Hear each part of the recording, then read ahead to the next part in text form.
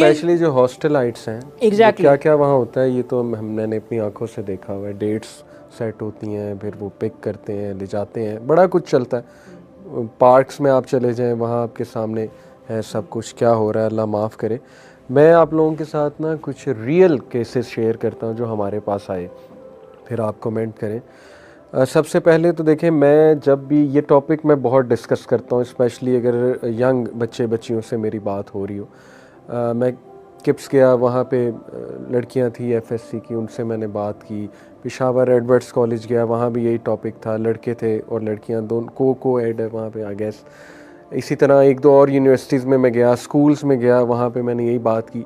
मैं हमेशा बच्चियों को, स्पेशली हमारी जो गर्ल्स हैं, उन्हें बात कहता हूँ कि देखो, अल्लाह ने आपका दिल बड़ा नरम बनाया, आपके अंदर वो जज्बात, वो इमोशंस हैं, वो केयर का एस्पेक्ट है, तो लेकिन don't get misused because of these things.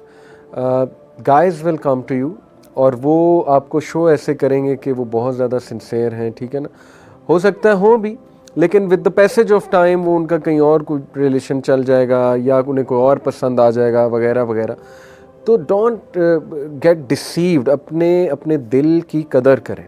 अल्लाह ने आपका दिल बड़ा खूबसूरत बनाया है, मेक श्योर कि उसको आप अच्छी डोज दे रहे हैं उस दिल पे, क्योंकि दिल पे तीर पड़ता है तो आगे इफ़ेक्ट होता है ना।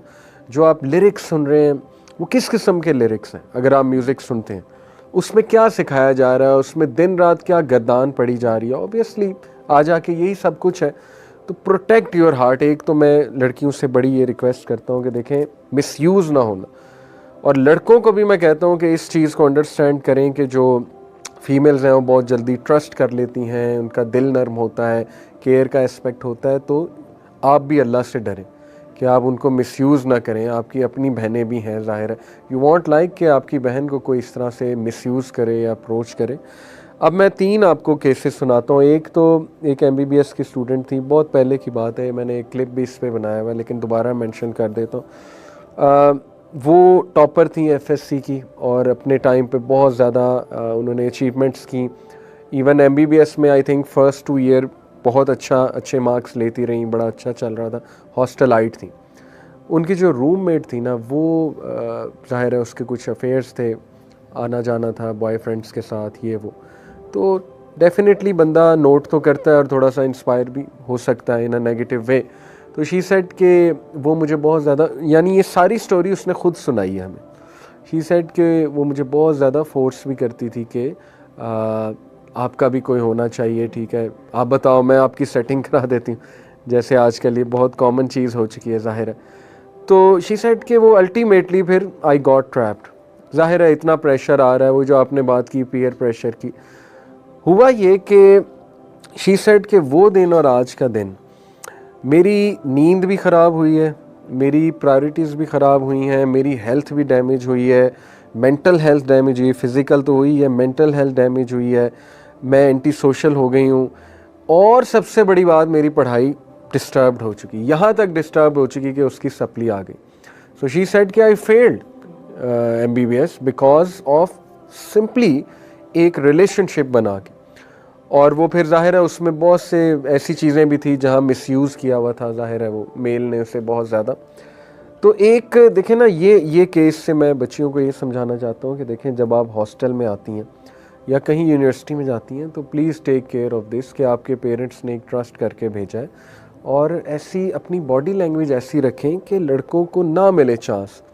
देखिए ना, कुरान ने तो यही कहा है कि अपनी आवाज़ को डिग्निफाइड रखो अगर आपने ऑपोजिट जेंडर से कन्वर्सेशन भी करनी है, और फ्रैंकनेस की कोई इतनी ज़रूरत नहीं है। फ्रैंकनेस से मामलात आगे बढ़ते हैं ना, अगर फ्रैंकनेस होगी तो मामलात, ये तो एक बेसिक साइकोलॉजिकल फैक्ट है।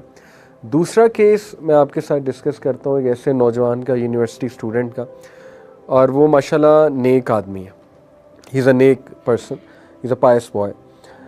उसने मुझे बताया जी कि मुझे इस तरह कॉरिडोर में हम जाते थे तो मैं कोशिश करता था नज़रें झुकाने की, लेकिन फिर अचानक नज़र पड़ ही गई और जब पड़ी तो मुझे ज़ाहिर है दिल में एक फीलिंग्स आई। फिर वो ज़ाहिर है कोइंसिडेंटली बार बार इंटरेक्शन हुआ, सामने से वो आ रही है, मैं सामने से आ रहा हूँ, ठीक है, मेरी नज़र दोबारा पड़ गई, तो ना चाहते हुए भी हमारी नज़रें मिल जाती थी। और ये वो तो कहता है कि मैं फिर बहुत ज़्यादा डिस्टर्ब रहने लग गया, बिकॉज ऑब्वियसली चीज़ डिस्टर्ब तो करती है। मेरे दिल में बहुत आता था मैं अप्रोच करूं, कोई बात करूं, कोई मैसेज करूं।